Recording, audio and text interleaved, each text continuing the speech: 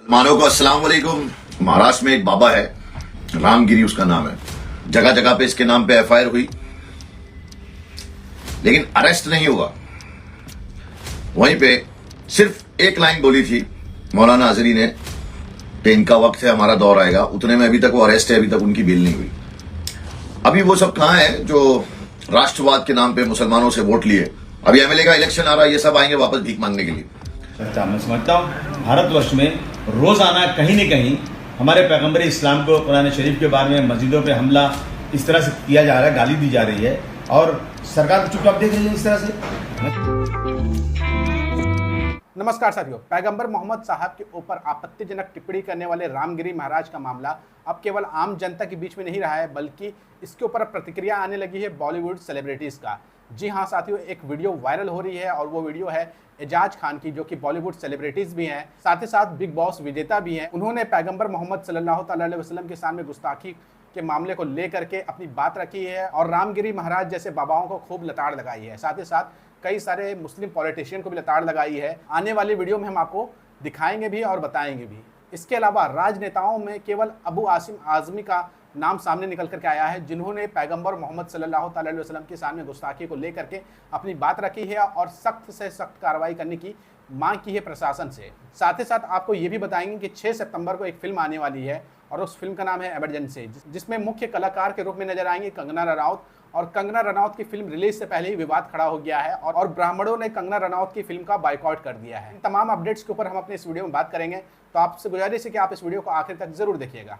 जैसा कि आपको पता है कि रामगिरी महाराज ने पैगंबर मोहम्मद सल्लल्लाहु अलैहि वसल्लम को लेकर के एक आपत्तिजनक टिप्पणी की थी, उनके सामने गुस्ताखी की थी और तब से मुसलमान लगातार गिरफ्तारी की मांग की जा रही है और मुसलमानों को क्या झुंझुना पकड़ाया जा रहा है कि रामगिरी महाराज के ऊपर एफआईआर दर्ज कर दी गई है और अभी केवल जांच हो रही है। जहां एक तरफ मुस्लिम रहनुमा, मुस्लिम राजनेता इस मामले के ऊपर खामोश है, वहीं बॉलीवुड के वो सितारे भी खामोश है जिनकी फिल्में की टिकटें लेकर के मुसलमान चाव से देखते हैं और खुद को मुसलमान होने से जोड़ते हैं। चाहे वो शाहरुख खान हो, चाहे वो सलमान खान हो, चाहे वो आमिर खान हो, किसी भी एक्टर की जुबान नहीं खुली पैगंबर मोहम्मद सल्लल्लाहु अलैहि वसल्लम के सामने गुस्ताखी को लेकर के। ये वही एक्टर हैं जो आज तक मुसलमानों के ऊपर जब से अत्याचार हो रहा है पिछले 10 सालों में कभी भी अपनी जुबान नहीं खोली है। केवल उनको अपने बिजनेस से मतलब होता है।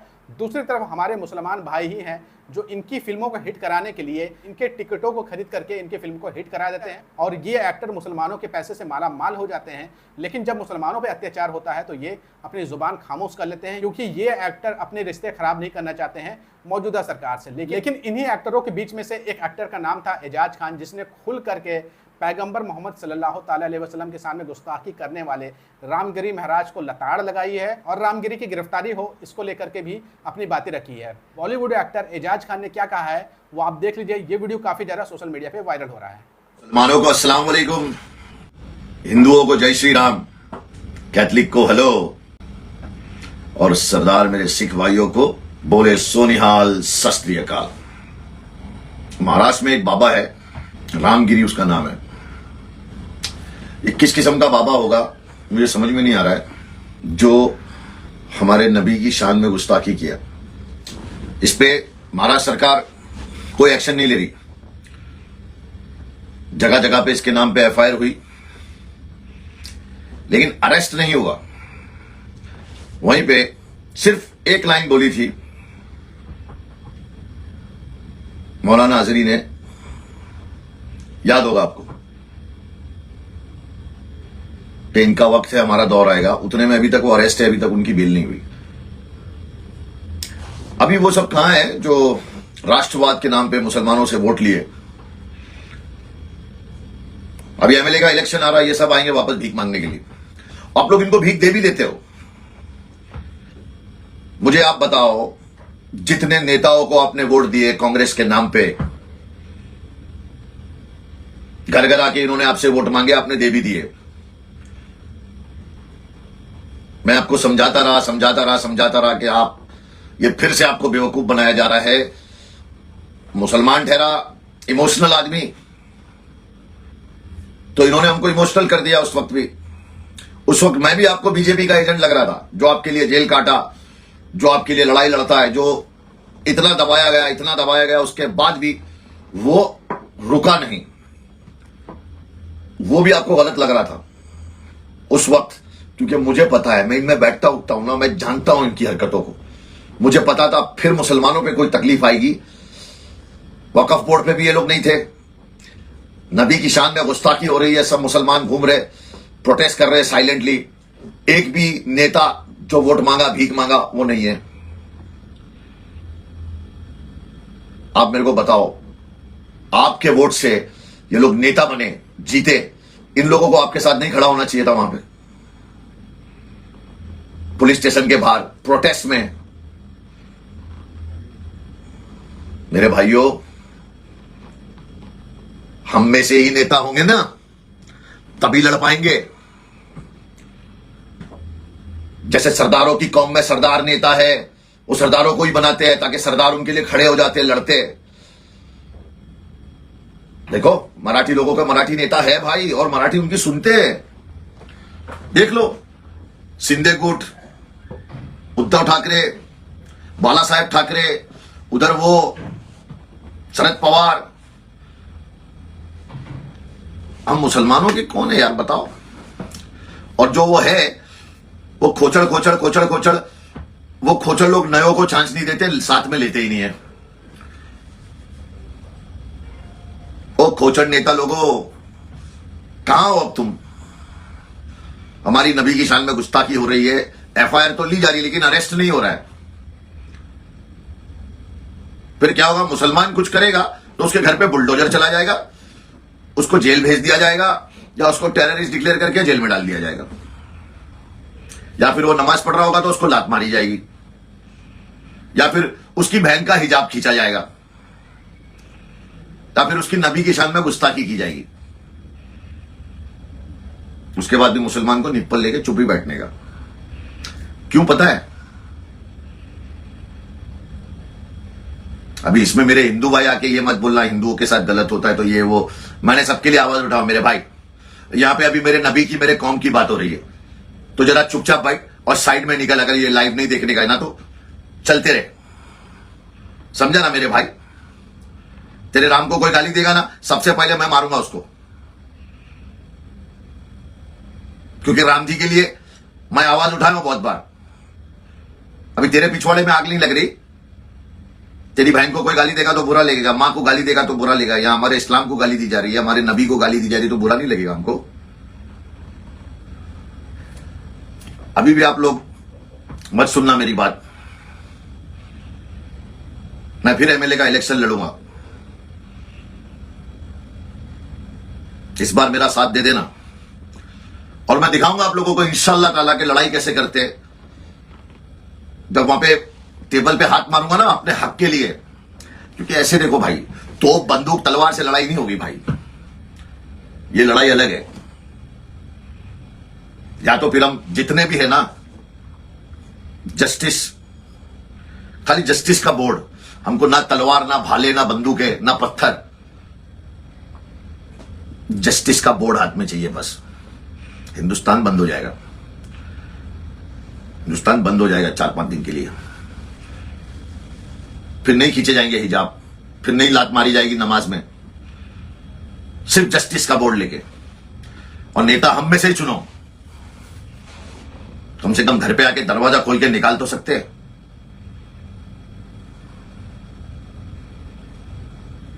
अब कहां है सरकार? अरेस्ट क्यों नहीं कर रही? अब क्यों नहीं दिखा रही सेक्युलरिज्म? जाज खान को सुन लिया होगा और वो काफ़ी ज़्यादा गुस्से में नजर आए कि पैगंबर मोहम्मद सल्लल्लाहु अलैहि वसल्लम की जब गुस्ताखी होती है तो तमाम राजनेता खामोश रहते हैं। वो राजनेता खामोश रहते हैं जो मुसलमानों के वोट की वजह से चुनाव जीत करके आते हैं, वो सारे खामोश है। लेकिन उन तमाम राजनेताओं में एक राजनेता ऐसा भी है जिसने पैगंबर मोहम्मद सल्लल्लाहु अलैहि वसल्लम के सामने गुस्ताखी को लेकर के अपनी बात रखी है, और उस राजनेता का नाम है अबू आसिम आज़मी। अबू आसिम आज़मी का भी एक वीडियो वायरल हो रहा है जिसमें वो खूब लताड़ लगाते हुए दिख रहे हैं रामगिरी महाराज को, और पैगंबर मोहम्मद सल्लल्लाहु अलैहि वसल्लम के सामने जो गुस्ताखी हुई है और उसके बाद जो गिरफ्तारी नहीं हो पा रही रामगिरी महाराज की, उसको लेकर के एक बहुत बड़ा तथ्य बताया है जो हम आपको आगे बताएंगे। लेकिन हम चाहते पहले आप अबू आसिम आज़मी को सुन ले, उसके बाद हम बताएंगे कि आखिर गिरफ्तारी क्यों नहीं हो पा रही है, आखिर क्या कारण है कि एफआईआर दर्ज करने के बाद भी रामगिरी महाराज की गिरफ्तारी नहीं हो रही है। मैं समझता हूँ भारतवर्ष में रोजाना कहीं न कहीं हमारे पैगंबर इस्लाम को, कुरान शरीफ के बारे में मस्जिदों पे हमला इस तरह से किया जा रहा है, गाली दी जा रही है, और सरकार चुपचाप देख रही है इस तरह से। मैं समझता हूँ कि ये सरकार का बहुत बड़ा जो है ना मुसलमानों के साथ बहुत बड़ा जुल्म है, जाती है। मैं एक बार नहीं 20 बार कह चुका हूँ सरकार से कि अगर लॉ एंड ऑर्डर को दुरुस्त करना चाहते हैं तो आप इन चीज़ों को चाहे गांधी जी के बारे में कोई बोल दे, चाहे डॉक्टर अम्बेडकर साहब के बारे में बोल दे, चाहे कोई राम के बारे में बोल दे या पैगम्बर इस्लाम के बारे में बोल दे, ऐसे लोगों को टेररिज्म के कानून में बंद करना चाहिए। इससे क्या होता है कि लॉ एंड ऑर्डर की पूरी सिचुएशन खराब हो जाती है। और इस तरह की चीज़ें जितने आजकल 80% जितने लॉ एंड ऑर्डर की सिचुएशन खराब हो रही इसी वजह से हो रही है, मगर सरकार सुनने को तैयार। मुझे लगता है इसके बैक में सरकार ही खड़ी है और रोजाना कहीं ना कहीं से बात निकल कर जाती है। कब तक हमारे सब्र का इम्तिहान लेंगे? मैं वार्निंग करना चाहता सरकार को कि तुरंत जो है इसके लिए कानून बनाया जाए और यहाँ का लॉ एंड ऑर्डर जो है दुरुस्त किया जाए। मैं उनसे पूछूं कि एक बार छत्रपति शिवाजी महाराज की माँ के नाम एक नावल लिखा था जेम्स लेन ने, तो लोगों ने जाकर के जला दिया था उसकी लाइब्रेरी को। और उस वक्त आरा पाटिल साहब थे गृह मंत्री, ने कहा हम जेम्स लेन को अमेरिका से लाएंगे यहाँ पर। आप जेम्स लेन को अमेरिका से ला सकते हो, मगर पैगंबर इस्लाम के बारे में कोई बोलता है तो उसके बारे में आप FIR लेने तैयार नहीं। FIR 153 नहीं चलेगा। ये सब बेवकूफ़ बनाने की बात है। ये तुरंत जो है ना, आप तुरंत इसमें टेररिज्म का कानून लगाइए। अगर आज कोई डॉक्टर भीमराव अम्बेडकर जी के बारे में बोल दे, शिवाजी महाराज के बारे में बोल दे, तो मैं समझता हूँ कि लोगों को खून खोल जाता है, कोई सुनने को तैयार नहीं, सड़कों पर गाड़ियाँ जला दी जाती हैं। आपने देखा था डॉक्टर अम्बेडकर के पुतले पर यहीं पे चप्पल का हार किसी ने पहनाया था, ये हमारे बगल में जो था रमाबाई ने, तो क्या कितने लोग लाशें गिर गई थी। जज्बाती लोग हैं। सरकार हमारे सब्र का इम्तिहान ना ले। मैं सरकार से निवेदन करना चाहता हूँ कि तुरंत एक कानून बना दो ताकि रोज का झंझट खत्म हो जाए। जो व्यक्ति भी इस तरह की बात बोले, किसी के धर्म के खिलाफ, किसी वेद या कुरान शरीफ के खिलाफ, मस्जिदों में हमला करे इस तरह से, उसको तुरंत टेररिज्म कानून बंद करो। मैं समझता हूँ ये मसला हल हो सकता है। तो आपने समाजवादी नेता अबू आसिम आजमी को सुन लिया, और अब हम आते हैं उस बात के ऊपर कि आखिर रामगिरी महाराज की गिरफ्तारी क्यों नहीं हो पा रही है। क्योंकि देश भर के अलग अलग इलाकों से रामगिरी महाराज के ऊपर अलग अलग इलाकों में FIR दर्ज की गई, उसके बाद भी गिरफ्तारी नहीं हो रही है। उसके पीछे का कारण ये है कि रामगिरी महाराज के ऊपर जो FIR दर्ज होती है वो धारा 153 के तहत होती है, और धारा 153 लगने के बाद सरकार की परमिशन चाहिए होती है। अगर सरकार परमिशन देगी तभी गिरफ्तारी हो पाएगी आरोपी की, और अगर सरकार अप्रूवल ना दे तो किसी भी हाल में गिरफ्तारी नहीं हो पाती है और वो FIR आने वाले वक्त में रद्द हो जाता है। तो केवल FIR दर्ज करके टाल मटोल किया जा रहा है और पूरी तरीके से रामगिरी महाराज को बचाने की कोशिश की जा रही है। इसी को लेकर के समाजवादी पार्टी के नेता अबू आसिम आजमी ने ट्विटर पे अपनी बात रखी है। देखिए वो क्या कह रहे हैं। अबू आसिम आजमी ने ट्वीट करते हुए बताया है कि आखिर रामगिरी महाराज की गिरफ्तारी क्यों नहीं हो पा रही है। अबू आसिम ने कहा है, सरकार हमारे सब्र का इम्तिहान ना ले। कोई भी व्यक्ति अपने धर्मगुरु, पैगंबर, देवी देवताओं के बारे में अपशब्द बर्दाश्त नहीं कर सकता है।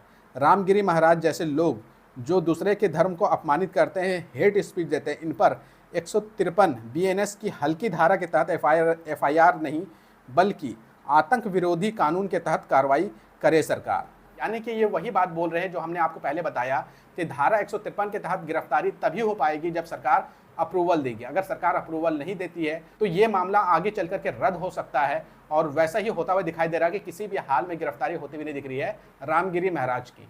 चलते हैं अगली खबर की तरफ, और हमारी अगली खबर जुड़ी हुई है कंगना रनौत से। कंगना रनौत की एक फिल्म आने वाली है 6 सितंबर को, और उनके फिल्म के रिलीज से पहले ही विवाद खड़ा हो गया है।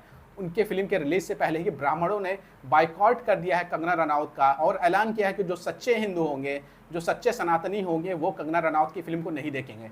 क्योंकि कंगना रनौत की जो इमरजेंसी फिल्म आ रही है वो भाजपा RSS के प्रोपेगेंडे के तहत इस फिल्म को लाया जा रहा है, और उसमें झूठे इतिहास, झूठे बातें दिखाई जाएगी, और इंदिरा गांधी की छवि को खराब करने के लिए फिल्म लाया जा रहा है। इसी को लेकर के सोशल मीडिया पर एक वीडियो वायरल हो रही है जिसमें सामाजिक कार्यकर्ता और बहुत ही पॉपुलर एक्टिविस्ट अनुराग ओझा ने कंगना रनौत की आने वाली इमरजेंसी की पोल खोल के रख दी है, और कंगना रनौत की धज्जियां उड़ा के रख दी है अपनी बातों के जरिए। जो वीडियो वायरल हो रहा है हम चाहते हैं आप देख ले, फिर हम आगे बात करते हैं।